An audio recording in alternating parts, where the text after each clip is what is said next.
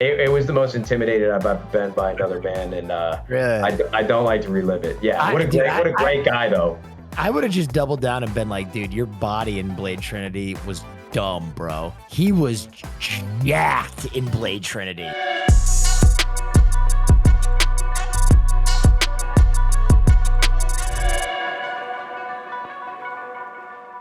All right. Ladies and gentlemen, this is actually a very exciting episode for me because this is one of the first episodes, if not the first, where CouRage and our newest co-host, Will Neff, are doing a podcast by ourselves with no guest. And it's funny. It's really funny just because when things go into production, early days 100 Thieves, we really wanted to make sure there was a guest on every single episode. And it was one of those things where I sort of just kept my voice down because I didn't want to make things more difficult, because I actually am a huge supporter of just doing episodes where we get to shoot the shit about what's going on in our lives, what's going on in the world, and not so much have to worry about an interview for a guest. So that's the topic of discussion today, just shooting the shit. Welcome back to the CouRage and Nadeshot Show. Jack, Will, how we feeling? I'm feeling pretty good, dude.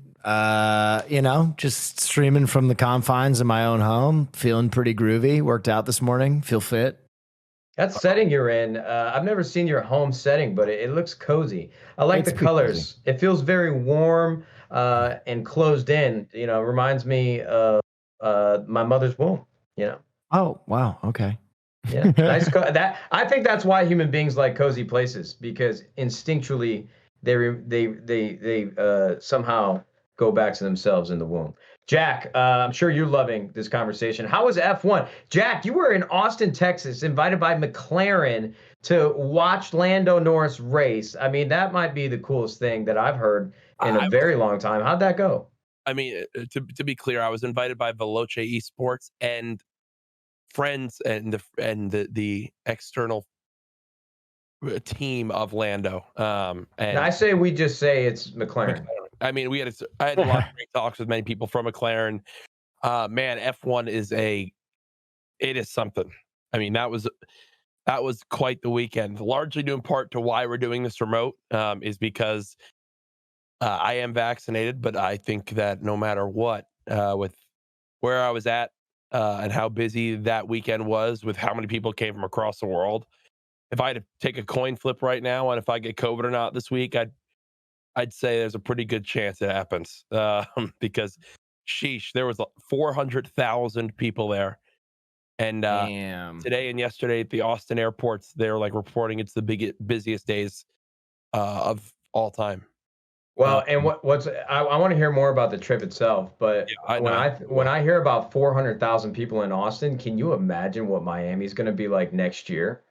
And what's crazy is I had a lot of chances to talk to some people that were obviously so involved and have been for years in F1, and they're like, just hearing how exciting it is for them that the US is getting behind F1 now. I mean, their minds were blown at how immense the crowd was at Austin, and all of them thank the Netflix series. I mean, it changed the sport in the US forever, and Netflix did what they couldn't do in 100 years, which is like really break in and make F1 cool in the United States.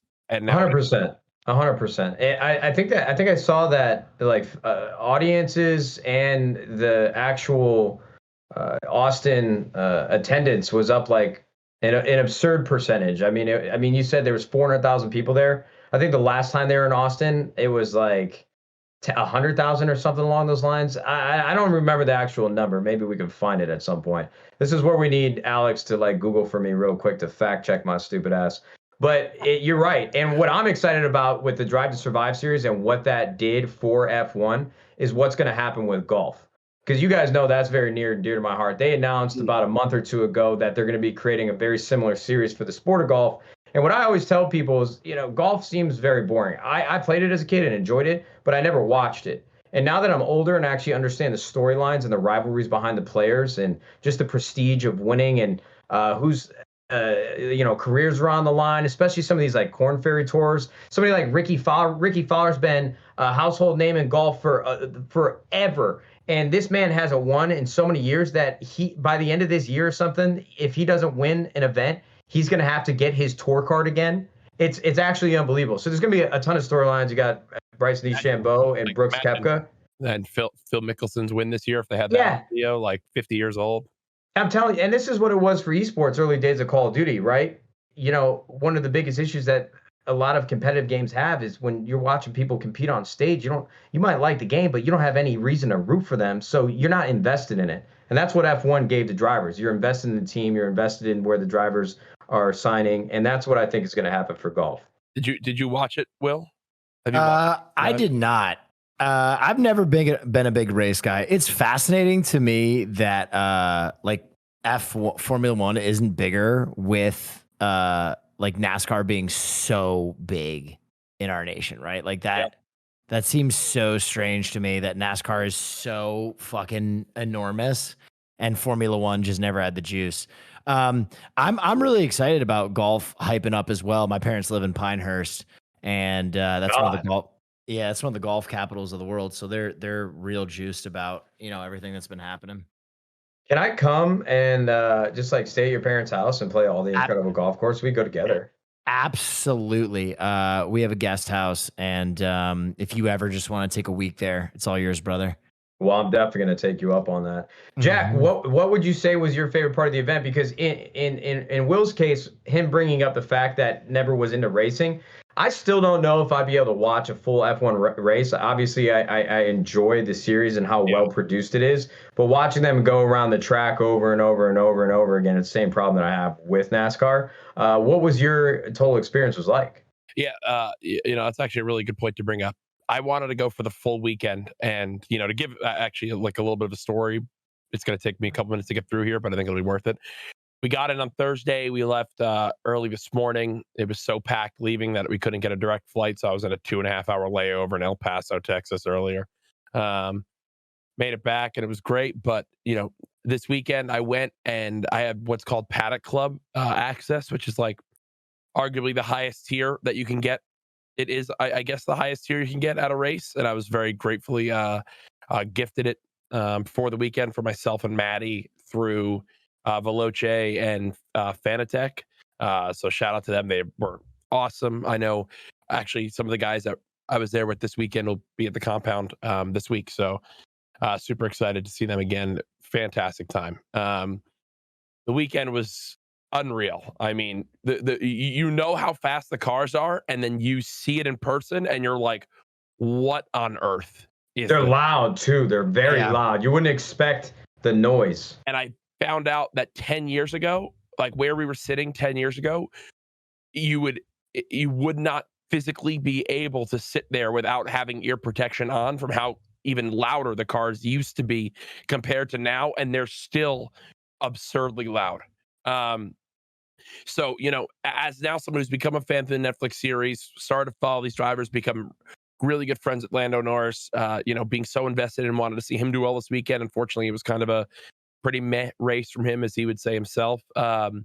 Going and, living what that lifestyle was insane. It's like unlimited food, unlimited drinks. There's people waiting on you everywhere. The energy in the venue is electric. The city of Austin is really, really cool. And then when you have the partners, I mean, the F1 partners are insane. It's like, oh, there's the Rolex Lounge. Oh, every other person has a Richard Mille on. And it's like the money itself. I mean, you want to go feel broke, go to an F1 race. Go to the Monaco F1 race. Dude, I started hearing some more stuff about Monaco, like, because a lot of drivers move there because they only have 10% in tax, but then they upcharge everything. So like the one guy was saying that like a thing of beer there will be like 35 pounds. That's insane. UK money. Yeah. Oh yeah, I can't even believe what the tourism uptick must be from the F1 races in Monaco. Oh, dude, a boat to start the weekend is like to watch from the waters, like starting at 300,000 pounds. Jesus.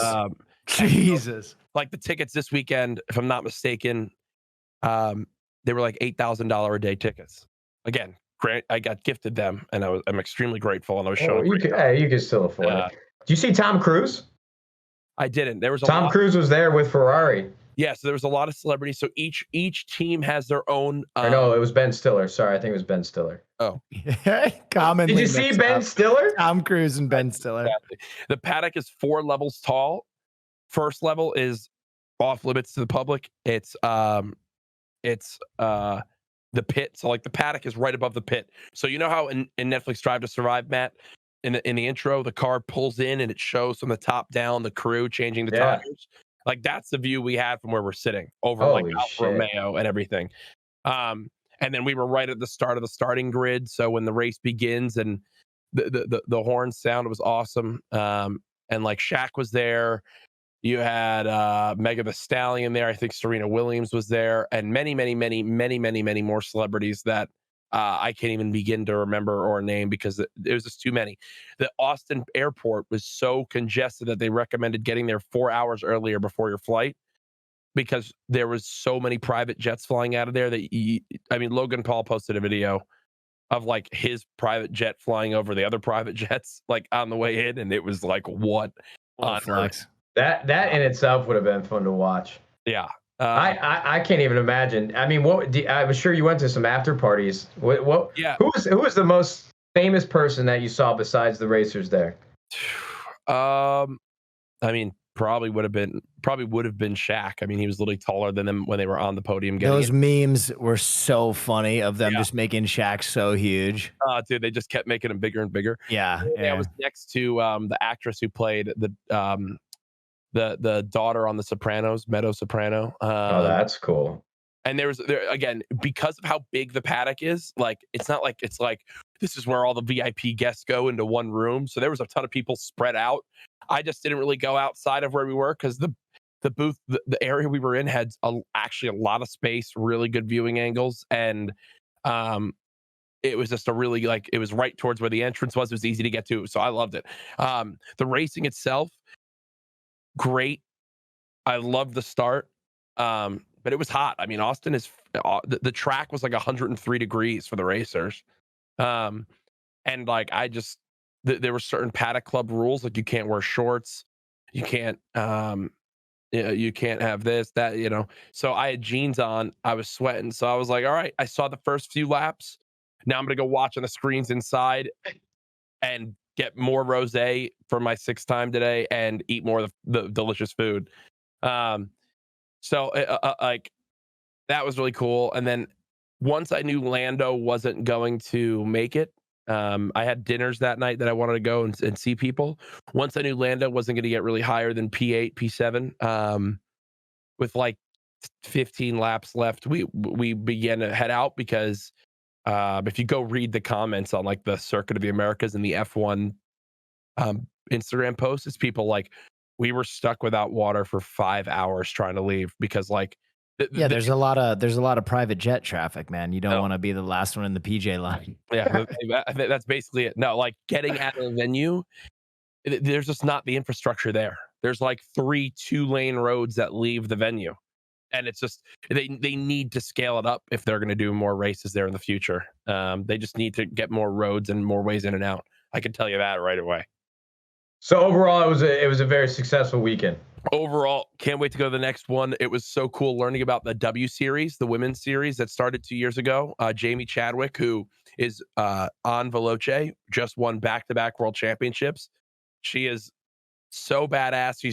She's actually on like the Williams F1 like up and coming team, like has a path to drive in F1 as a female driver, and like she smoked everybody. They had 2 races there, Saturday and Sunday, for their world championship. She just won both by like fucking 7 seconds each. So that was really cool. Somehow I ended up having her first place bottle of champagne that she sprayed on the podium. So there's a video of me that I retweeted where I'm just like in the back of this golf cart holding like while we're all getting golf cart around together, I'm just holding her champagne bottle because everyone was like, this thing's fucking heavy. I'm like, I'll carry it. So it's like Ferrari champagne. It was so cool. What the fuck? Can't wait for the next one. I'll absolutely be going to more F1 races in the future. And yeah, But you know who I saw there too? I saw Cash App. And the beautiful thing about Cash App is that if you don't use Cash App, then fuck you. Cash App allows you to own a piece of any stock with just $1. And man, there were some stocks today that we can't name by name, but that absolutely popped off. And if you own a piece of that stock, you're eating real meat tonight. Cash App investing is free to use and free of fees. Cash App had a great crew at the venue. I saw Megan Thee Stallion rocking the Cash App logo on her arm. Oh, damn. Yeah, that was cool. I know friends of Cash App, the Botez sisters were there. Saw them this weekend. If you don't have Cash App, download it today and use promo code Thieves for $10, and Cash App will send $10 to Gamers Outreach. It's super important to do. So if you have not yet, somehow go do it right now. Remember to use promo code Thieves when you download Cash App from the Cash App store or Google Play Store today. So yeah, thank you guys for listening to my F1 story, and I hope we all get to go together one day. Yep. Singapore night race. They race at night in the streets? That sounds fun as hell. That's a cool one. Will, yeah. You know what I noticed sometimes? I feel like you could run an entire podcast on your own. And a lot of times when we have guests on, you take a backseat. You're a very good listener. Yeah. I want to talk about any topic right now for like the next 10 minutes. What is going on through Will's head? I want you to start the conversation. What's going on the internet? What's going on in your life? I want to hear more I want to hear more Will Neff perspective on anything that we think is relevant. Yeah, man. I mean, some crazy stuff. Well, first of all, I think it's crazy how there was such a dearth of good content during COVID, and now we have a lot of projects coming out that were either like put into waiting, like the Deep Freeze, James Bond, Antlers, Dune, all that shit. So there's like an abundance of kind of really amazing content coming out right now that I'm really excited about watching. Man, the other thing that was super relevant is, right in the middle of a strike for film crews, you had a crew walk out on an Alec Baldwin film and say, yo, this film isn't safe. You're working us too hard. There's not enough safety protocol. And then Alec Baldwin ends up shooting the DP with a prop gun that had real bullets in it or whatever the hell happened. They don't really know this. It's kind of a under investigation. Yeah, ambiguous situation. But I mean, kind of a good case for that. We got to pay our film crews more and make sure that, they're safe and that they have enough people and enough time, or they're not working like 16-hour days. So something like this happens. So I need to read into the nuts and bolts of the investigation, or I don't even know how much information is available. I think what was really hard for me off rip was seeing how many people were blaming Alec Baldwin. I just can't imagine being in his position where he's arguably the star of the film. And I mean, Will, you've done a lot of different levels of production in entertainment. Yeah. You probably know best out of anybody that he cannot be blamed for that unless there was something egregiously wrong with how the set was being operated and the props and and all the things facilitating around the actual set. There is no way the star of the film ends up in a situation unless he should never have a gun with live ammunition in his hands in the first place. So somebody fucked up that chain of command off rip. It's super ironic that you had something like, I don't know if you guys know Brandon Lee in the movie The Crow, but like that's like the most famous case of someone getting really badly hurt on a movie set, killed on a movie set. It's ironic that we still have to take our shoes off in airplane security, but like they don't have a protocol for dealing with bringing live guns and live ammunition onto film sets. Again, I don't know the full story. I don't know if anybody knows the full story of what happened on that set, but like surely this has to be a wake up call for sets everywhere where it's like, hey, if you're filming scenes with guns, let's make sure that there isn't even the potential of having a real gun with live ammo anywhere near the set while that's happening, because there's too many horror stories now of something really bad happening. Yeah, I completely agree. I think it goes without being said. Obviously, our thoughts and everything are with the woman who died. Yeah, the DP. Of course. I mean, of course. Like we're not going to talk. Yeah. But yeah, it's just crazy to think that it's been 30 years since that Brandon Lee incident, and you know, it happens again. I can't. Oh, I'm sorry. Were you not finished with your thought?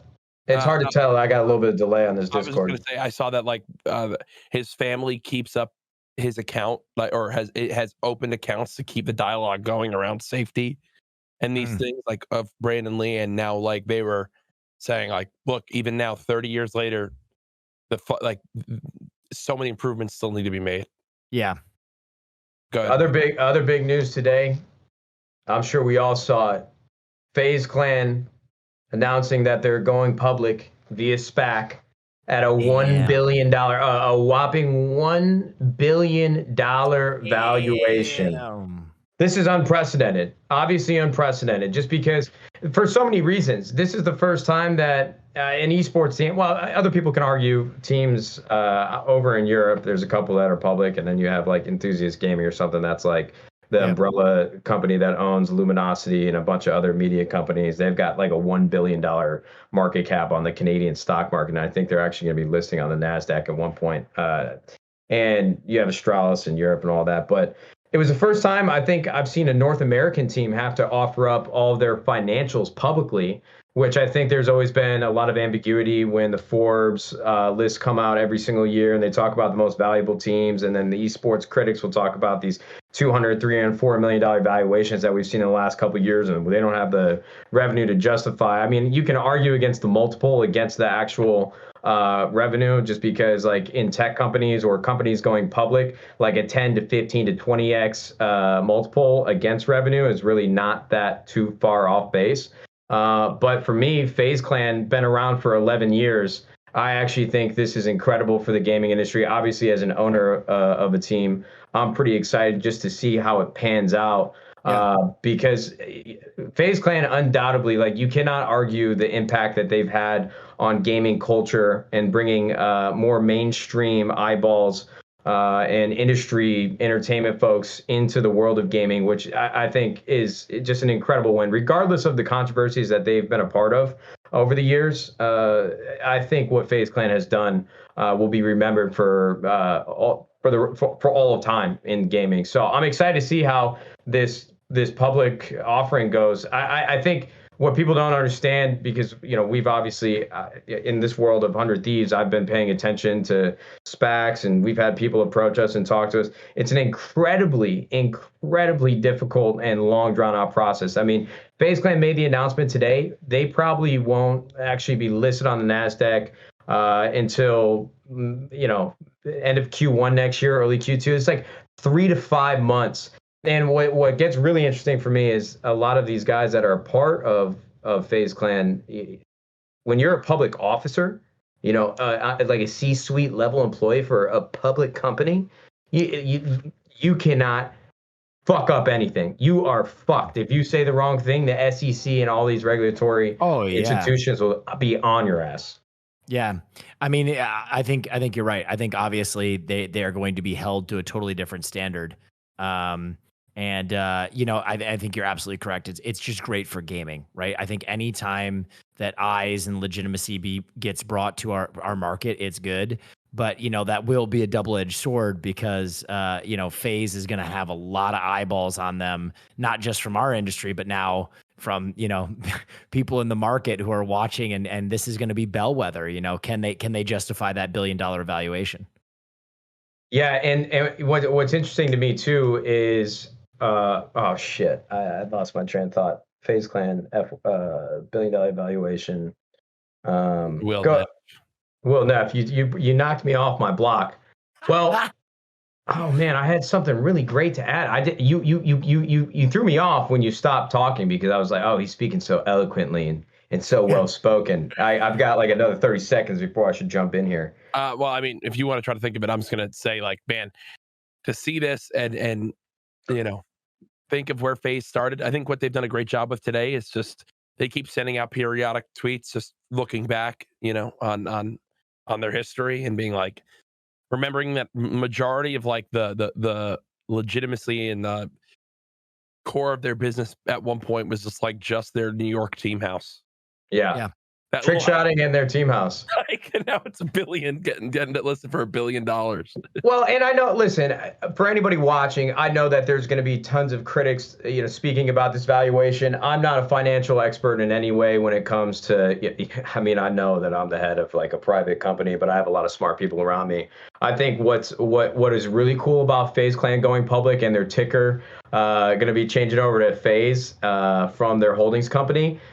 Retail investors. I mean, if this isn't the best time for a company like FaZe Clan to go public, I don't know what is. Because when you have Robinhood and all these meme stocks over the last year with GameStop and AMC, and people really just taking stock tickers to the moon at will just from like a community rallying behind it, I think a lot of young kids who have always wanted to be a part of FaZe Clan that have now gotten older, that have now opened up these accounts with whatever trading platform they use. Obviously, Cash App is you buy any piece of one stock. This is not financial advice with just $1. You have so many people just dumping money into companies that they find interesting, and people are going to be putting money into FaZe Clan, buying stock in these because they want to be a part of it, and they see the future and where the digital landscape and where the metaverse is trending. So I think there could be a really big run at the beginning. I don't know what's going to happen 3 to 6 to 9 to 1. I'm not going to claim that I can predict that, but I think off rip it's going to move. A couple things that come to mind for me is like, one, how many people are now going to have FaZe co-owner in their bio? Like, yeah. That people go with. And then, I actually had this thought when I saw them go public, was like, with the controversy they had, or with some of their members they had earlier this year with the whole Save the Kids. I'm sure that this was already token. Yeah, I'm sure that this was already in process, right? Yeah. That I wonder if the punishments that came down, especially just like kicking K and these guys and really trying to like throw the hammer down. I wonder if that was plays into. They were probably like, this is going on behind the scenes. We need to make a statement through what we're doing here. Yeah. Because this is, again, as Matt mentioned, this puts you in an entirely different scope.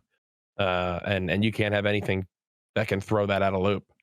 Yeah. So. Just to double back on what Matt said about like the kind of early run, I totally agree. Right. This is going to sound like a plug for Cash App, but one of the first things my dad ever said to me about investing was invest in things right. And there's an entire generation of young people who know gaming and who know this space, who don't necessarily know like the other blue chip stocks. Right. They don't know the world of like med tech or anything like that people invest in. So it might be this kind of really interesting phenomenon where a lot of young people invest or buy a piece of FaZe early because they think that they have confidence in the market. They think that they know the gaming space.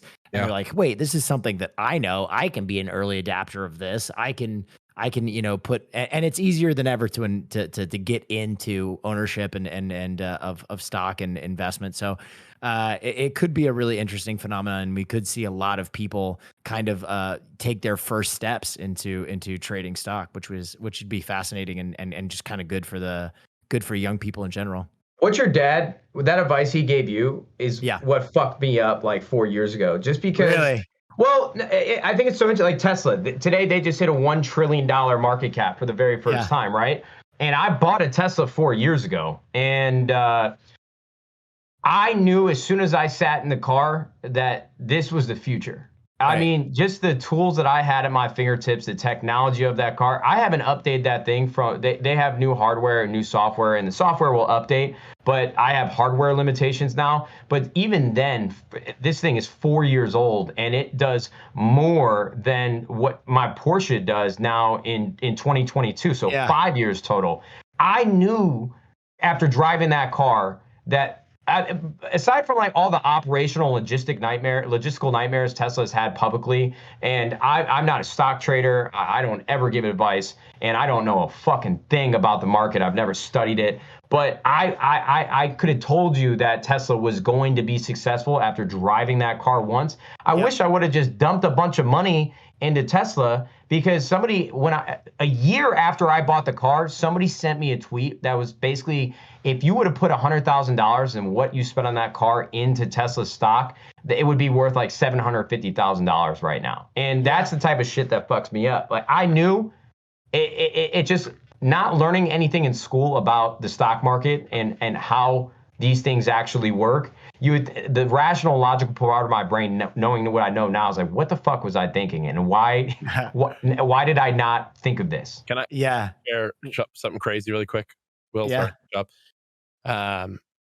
after today's 100,000 car Hertz order, which is what spiked this Tesla stock, Elon Musk's net worth went up $36.2 billion, which now puts it at $289 billion. Now, obviously, that's all tied up in stock and everything.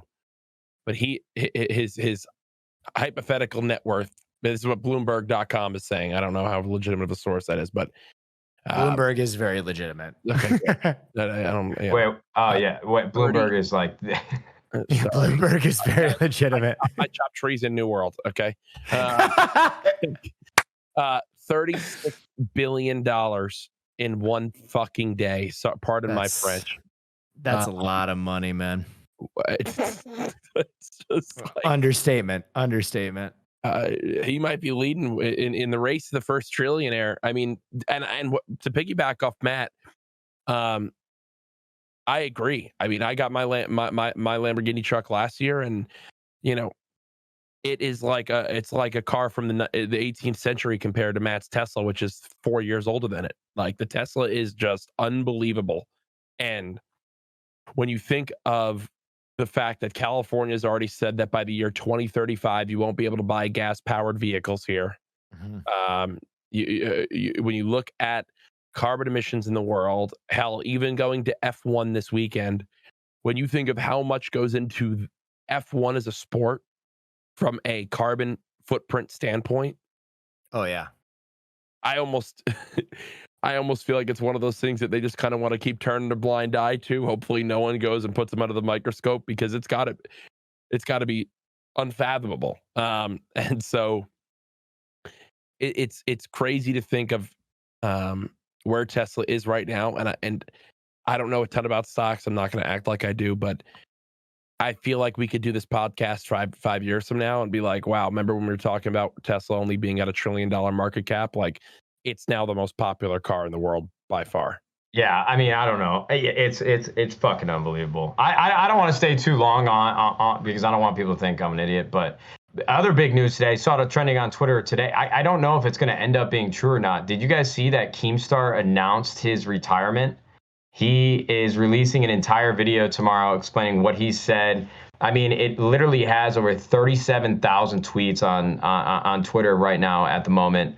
And it seems to be with the sentiment of the short video he released on Twitter saying he'll explain everything, he's actually retiring from the internet. I mean, it's pretty unbelievable. I know that there's a lot of people that don't like Keemstar and the things that he's said and the news that he's reported on over the years. But in my opinion, if he didn't do it, somebody was going to end up doing it. I mean, the creator ecosystem is so massive. It was just a matter of time until somebody started reporting on it, similar to TMZ or one of these other traditional news corporations.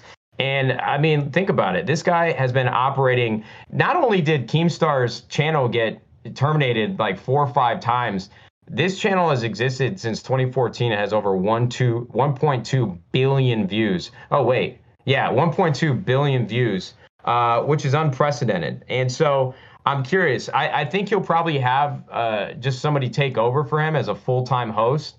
I mean, that thing is probably it. Not only is he making money from Drama Alert, but I know that he has made a ton of money off of Snapchat in the past when Snapchat seemingly disappeared after the UI got all fucked up. And then all of a sudden people started coming back. Kids are still using Snapchat, and they were paying people a boatload of money for creating content on there. Keemstar is probably under the radar, has made like an incredible amount of wealth from his time on the internet, and Drama Alert as staying power just from a brand itself. If he could find a competent host similar to what like the esports news talk, whatever they did with Jake Lucky. I didn't even know for a long time. He doesn't even own that show. He's just a host that is employed to do that, if I'm not mistaken.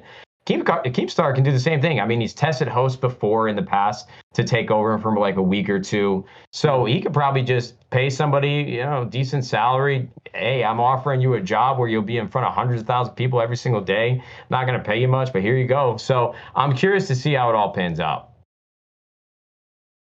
Yeah. Look, it's we're gonna dance around this one, huh? No, I'm not gonna dance around it. I'm just looking it up. Like his channel got 3 million views this month compared to, where months past he had 15, 20 to 30 plus million views. It only got 3 million views this month. Yeah, and wow. I know my channel is in the dumps as well in regards to viewership. It's like I wonder if for him now he's made this cash and the algorithm might not favor the drama views as they once did. And Keems, he mentioned in his tweet that he started this at 27. He started his YouTube channel. He's 27 years old.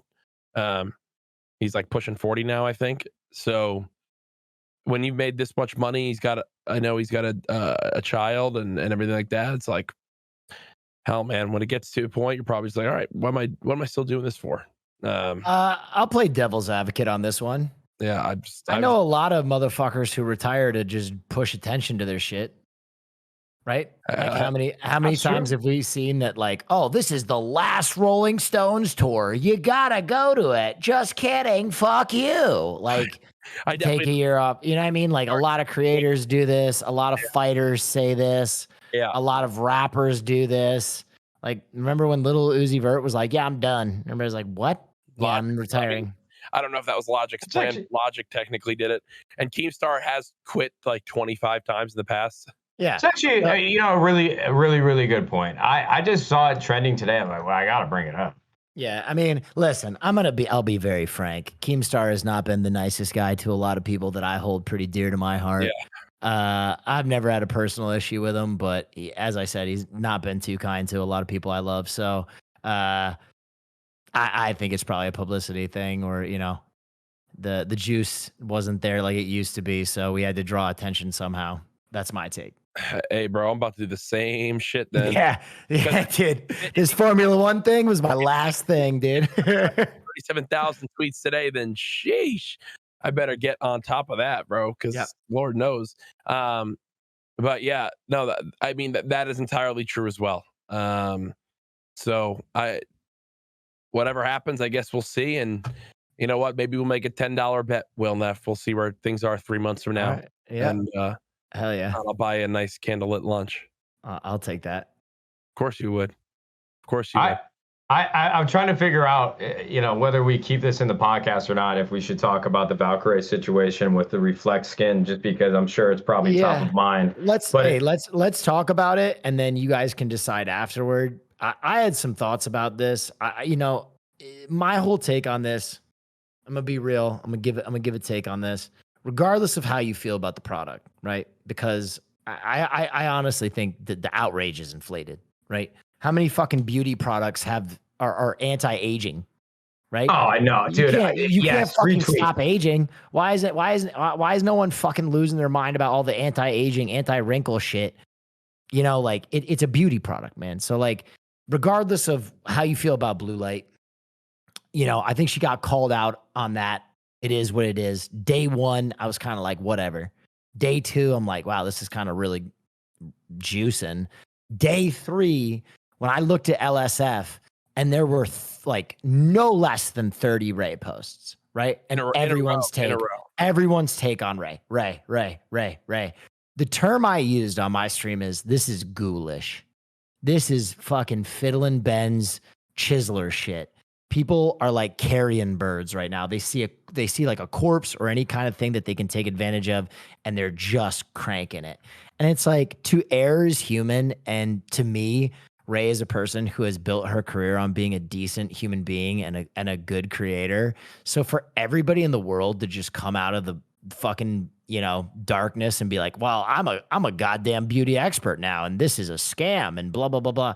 I was just like, what the fuck, man? Like, obviously, if you don't agree with the science, if you don't agree with what she's doing, don't buy the product.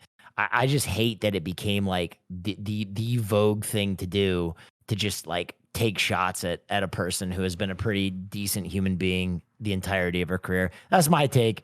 I don't Well, know. I truly don't think you could have said that any better, because that literally encapsulated exactly how I feel. Yeah. When Ray told me about this idea a year and a half ago, I mean, I don't know a goddamn thing about blue light, but I know what people have sold blue light glasses before, and maybe how blue light affects your eyes is different the way that it affects your skin. But for me, that doesn't know anything about the beauty industry except for all of the things that you just said, they advertise that this skin product will basically make you stop aging, and nobody bats an eye. I mean, the beauty industry is like a multi-billion dollar industry, and it has been and always will be. And I think Bray was basically just a target. Everybody had her in their crosshairs because everybody in the gaming industry just looks every single week to find something that they're going to be mad about so that they can talk about it on social media. And I think Ray got the grunt of, it's similarly how you felt. I just couldn't believe, because I was on vacation for like the last 4 or 5 days as it continued to get bigger and bigger. And I was outside off my phone. I wasn't on Twitter. I wasn't on Instagram. And I come back on Sunday and I see this Mizkip stream. I see all these people still tweeting about it. I couldn't believe how angry people were about a beauty product. Now, I mean, if you want to talk about like the age of our audience or the people that she has influence on, fine, whatever. But I cannot believe the level of scrutiny that she received for something that happens every single day in every industry that's ever existed. Yeah, dude, to me, it's just like, it's such like listen, again, my whole thing, if you disagree with the science, if you like, that's one thing, but it became, she was suffering from success, right? Everyone was like, oh my God, Ray made a mistake. Ray, this giant streamer, and I can basically take a swipe at this person, get kudos for it, and not worry about the fucking pump back from it. Yeah. So everybody just lined up. And like, as I said, day one, when it's topical, if you want to say something and be like, blue light is bullshit, that's your prerogative. But it went on and on and on. And like, as I said, if you really want to get technical, every fucking beauty product. And like, also, I mean, Travis Scott sold fucking hamburgers to kids, right? That's killing you way more than sunblock is, right? Like saturated fat. There are just so many examples of like why this is such bad faith performance by so many people. Just like, I don't know. I think that's what frustrates me with the whole thing is, you know, I heard a saying once that, you know, America, and just let's just use America as an example, but as much as America like loves lifting people up, they love tearing them down even more. And you know, I think both of you guys had such fantastic points on this.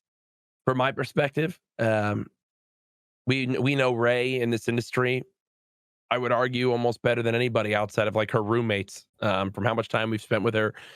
Hell, Matt, much more than me, from, you know, how long Ray's been in 100 Thieves. And Will, you hit the nail on the head of Ray is someone who has always represented herself well, the gaming industry well.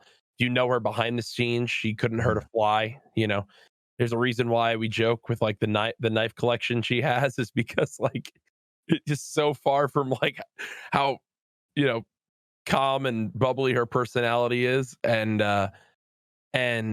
you know, this was an idea that I remember when she brought it up to us like almost 2 years ago at the old content house, and you know, her excitement about it was beaming, to create a product that, you know, she was so excited about. And I know how much went into this that Ray would say firsthand, I'm sure, and she already has, you know, put out some stuff that I know has been retracted or deleted. You know, was this all maybe presented in the right way? No, I'm not defending that or anything along those lines. But the things that people have said, you know, calling her, you know, you know what? I have dude. My blood. And sorry, Matt. Give me 20 more seconds and I'm done. Like these people that are taking such unbelievable hits at her character, when I know how much she did put into this behind the scenes, and what she's represented her whole career is like, holy shit, man.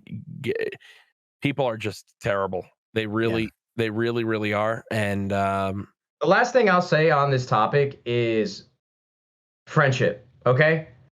I brought up that example with T-Mart. Some people were upset with me on my take on T-Mart when he brought up the Gucci bag on Twitter. It was basically like, hey, it's not for me. I don't like it, but I think this is really cool for the industry. I was upset with Trevor because I'd known him for 10 years. And the way that I was raised, like with Hector and a lot of my boys that I came up with in the gaming community, if you worked hard on a project and you're really excited about it, no matter what, unless this is something that's fucking killing people and my friend is completely out of their mind on what they're getting behind and what they're supporting, I'm going to show love to them and be like, hey, this is really cool. Great job. I'm really excited about it. I saw some of Ray's friends on social media basically say, I don't know why everybody is so upset about Reflect Skin. Now, I'm a woman. Would I buy this product after using it and unboxing it? Absolutely not. This product is not for me. But stop being mad at Ray. I'm like, hold up. Why did you just add your 2 cents in here? You've made about 10 tweets now about Valkyrae saying everybody should stop bashing her. But then you gave this review where you're basically like, this product sucks. It's a sham. Don't buy it. I'm never using it again. I'm like, couldn't you just kept your fucking mouth shut? Like, don't say that you're Ray's friend, claim to be Ray's friend, and you're online trying to tell everybody, no, back off. Don't talk about Ray. The product sucks, but don't talk about Ray. I'm like, I couldn't believe some of these people that came out of the woodwork claiming to be Ray's friend, but over here tweeting about it, gaslighting the product, just so that they could get some interactions. I'm pissed off. So let's change this topic. So Will and Jack, you know what I'm doing tonight, which I'm very excited about?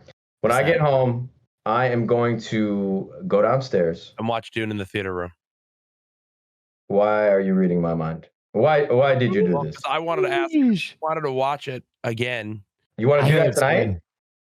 Yeah, I mean, yeah. I want to. I hear it's real good. Hey, I'm gonna talk my shit for a second. Yeah. Twitch invited a bunch of people to a live screening of Dune in Los Angeles, and somehow Will Neff, the Twitch film guy, got left off that invite list. Felt bad, man. What number were you on the? What number were you on the list? The Squid Game list. Yeah. What number were you? I was like 600. Feels bad, man. It was any invite like that in LA. You got to be at least top 250, brother. But it should be motivating for the future, Will Neff. Yeah, don't feel bad about Twitch leaving people off a list, man. They don't know what the fuck they're doing. I mean, the amount of things that I've seen over like the last 2 years, people are pissed about like the creator economy and the top 1% of Twitch earners are these people, and it's only going to be these people. Twitch shoots themselves in the foot with the activations they do, because the only time they do really cool experiences for their creators is when it is their top 1%.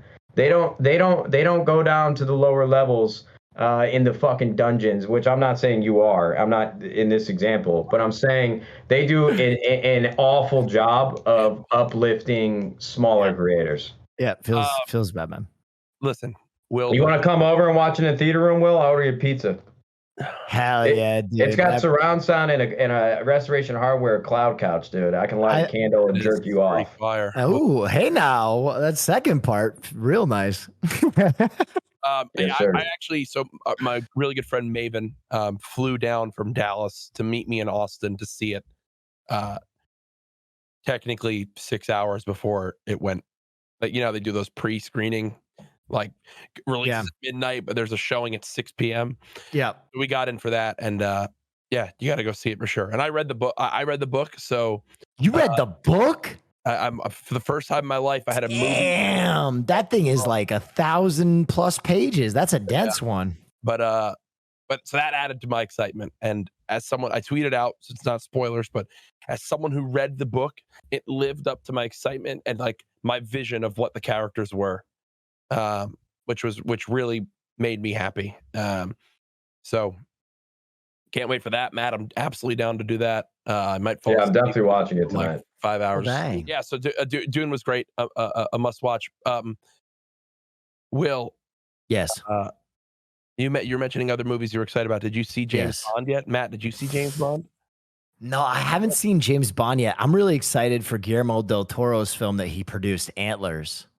I haven't heard about that. Yeah, man. It's what's the name of the monster in it? It's a Wendigo. Oh, Wendigo. Yeah, I think it's like one of the first movies ever about a Wendigo. And it's got like a really cool, it's got like a really cool Native American element to it. It just looks dope. It looks scary as hell. So I'm really excited about that. That's why I haven't heard about it, because I spend no time ever hearing about horror films. It's got a 75% from critics. Well, it hasn't even dropped yet. I think it drops this Friday, so we'll see what the audience score is. You know what's funny about audience scores on Rotten? I know people are going to get upset about this, but hit me with it. I am not. I've watched my fair share of indie movies, and I can really get behind cinematography and the artistic inspiration that a lot of films have. But I am like an uncultured American, and most indie movies I do not enjoy. Anytime the critic score is significantly higher than the audience score, I know I'm not going to like that fucking movie. Yeah. And the inverse is completely true as well. Anytime the audience score is higher than the critic score, I know that it's going to have like a happy ending and it's going to tie up all the loose ends that I need it to for me to walk away excited about the experience I just had. I have a question. Interesting. I'm going to tell you the movie after, but sure. This movie has a 30% score on the critics, 81% audience. Is that a movie you'd think you'd like or not like based off those numbers? Well, I'm gonna be honest. Usually depends on what type of film it is. I've found that 90% of the time, comedies that are really good and horror, sometimes it's really good, get really low critic scores and better audience scores. It's almost impossible to get a good critic score as like a comedy. I feel like that critics are so brutal. That movie I just mentioned was actually Venom.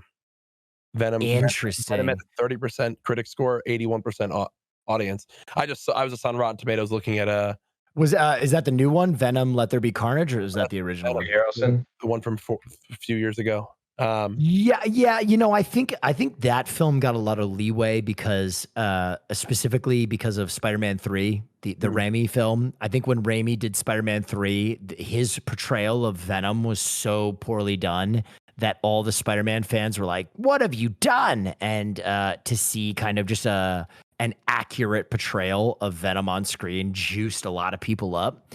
And I mean, I liked Venom. I didn't think it was anything like mind-blowing, but it was pretty decent anti-hero cape shit. Yeah, I don't know if you saw the reports, but Dune has been considered like a really, really big success for the box office. And HBO 1.9 million homes, I think what the number was, bought it on HBO Max. And it's double the opening of Arrival, 10 million more than Blade Runner 2049, and I think it's big. It's got all the blueprints of a tremendous film, right? First of all, you have legacy IP, tremendously popular legacy IP, both in the book and the films. Yep. You have a cast that is mind blowing. I mean, you run the gambit of popular people there, just from every kind of corner of the film industry. It's funny you mentioned that. It's funny you mentioned that.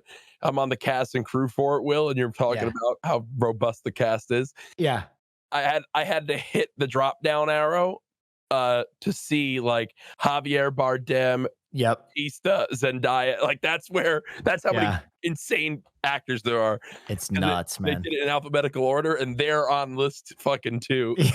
when Zendaya is on listed, you got a fucking banger cast on your hand. That's so cool. But yeah, I'd love to do more movie things with you, Will. Dude, I would love to do that too, man. Fuck, I want to be in on this. I love. I mean, anytime I would like for you to explicitly call me out as well, so I can feel included. I would love for you to be more involved. I have a complex, man. I was never included in things as a kid, so I would like people to explicitly. I think I am interviewing Zach Schneider on my stream on Wednesday, that'll be dope.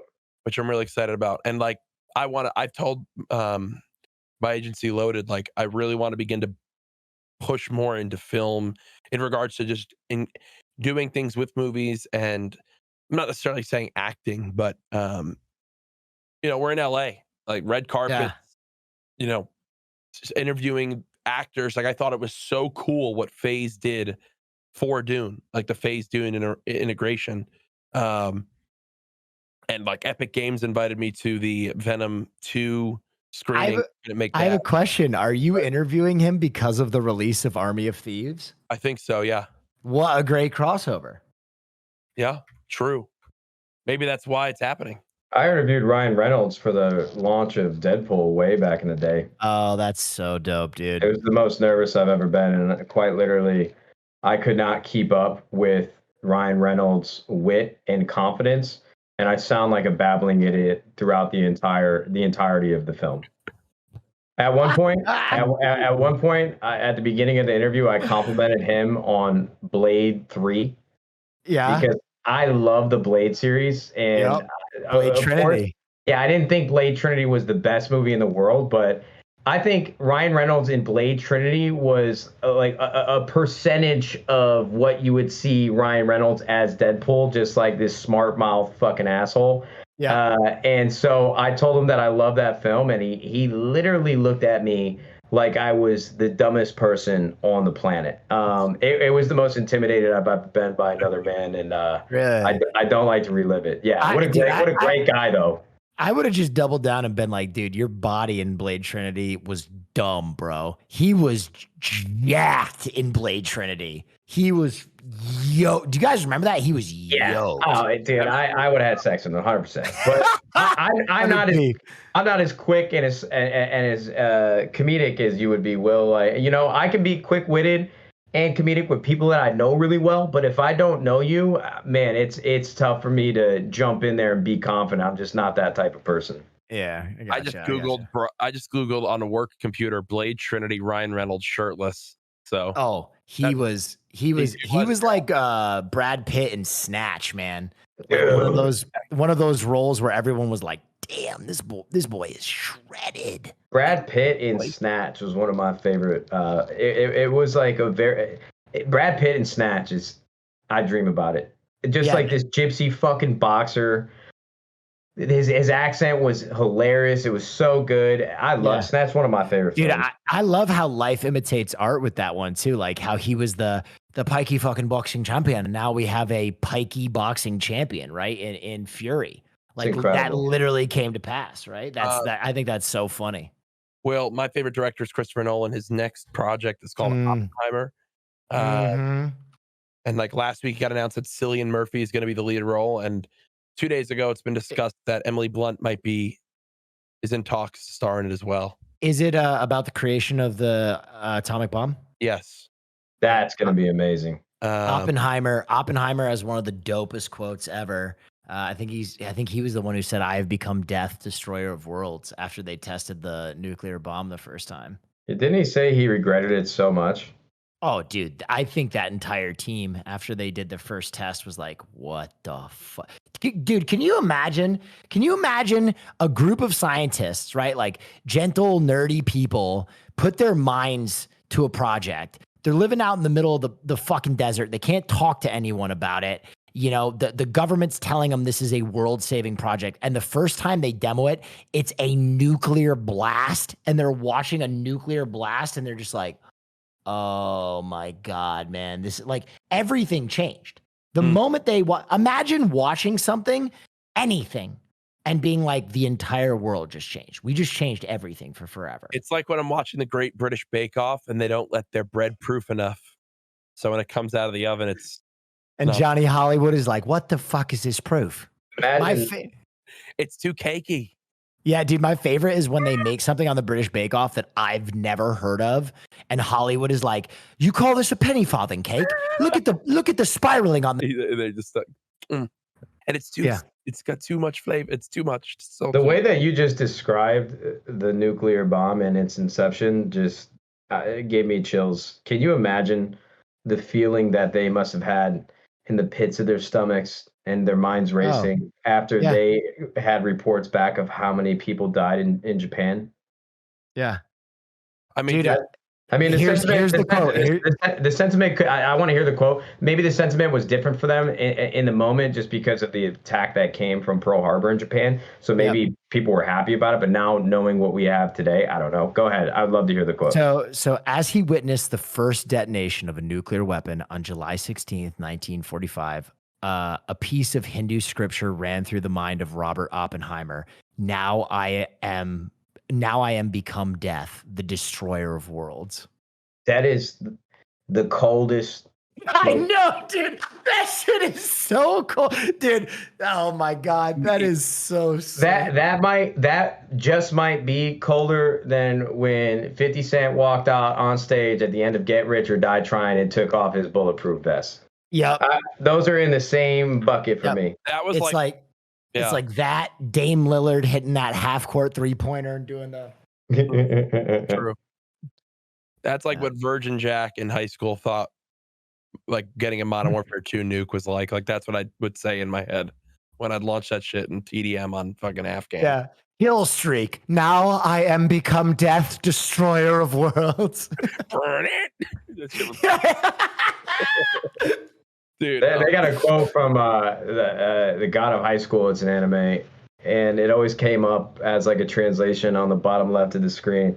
And I don't know why, but I always thought it was so fucking awesome. The quote essentially went like, "Do not wonder where this child came from, because we do not know. He was here before God." It was written in a way that was a little bit more eloquent than that, but it just made it sound like this motherfucker is the biggest badass. Yeah. The coldest human being alive. We do not know who this child is because he was here before God himself. That's badass. That's God of High School. That's hard. You never told me to watch that anime. I mean, I'd watch Jujutsu Kaisen first.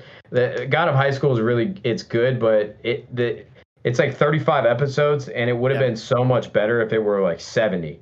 It's the first time I ever asked for more episodes, because most animes have so much filler. The tournament was so tight in God of High School. It just went and went and went. Yeah, it was pretty hype.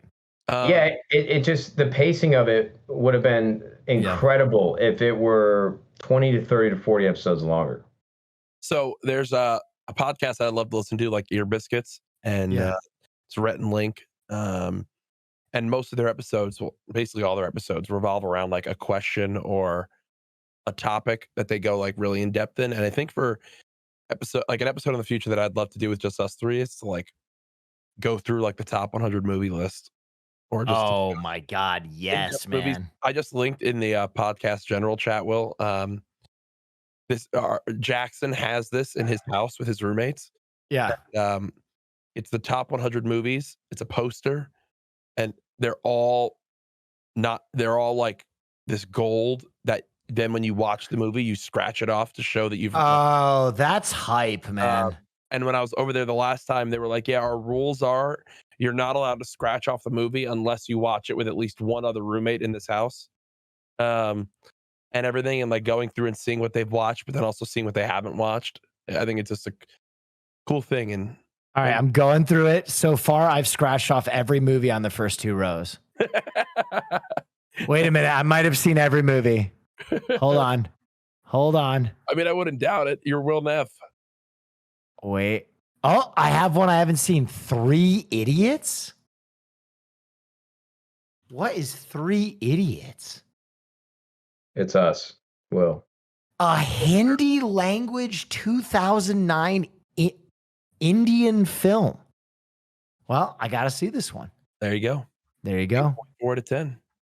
Well, guys, I think we should do this again. I think we should have all 3 of us on the pod with no guests. I mean, this was actually a great time to do it just because there's so many news stories from the gaming world. But I really enjoyed this. Super laid back. Hopefully you guys at home did too. And let us know in the comments if you want to see more with just the 3 of us, because trust me, the production team and the partnerships team and the talent coordinators at our company would thank you so much if we could do this, because booking guests has just gotten harder and harder, especially over COVID. Look, I'm going to come out and just say that I hate our guests.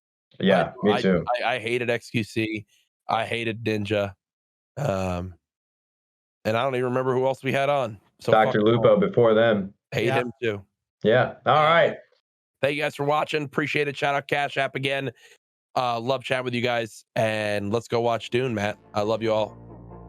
Peace. I have to jerk off Will Neff before we do that.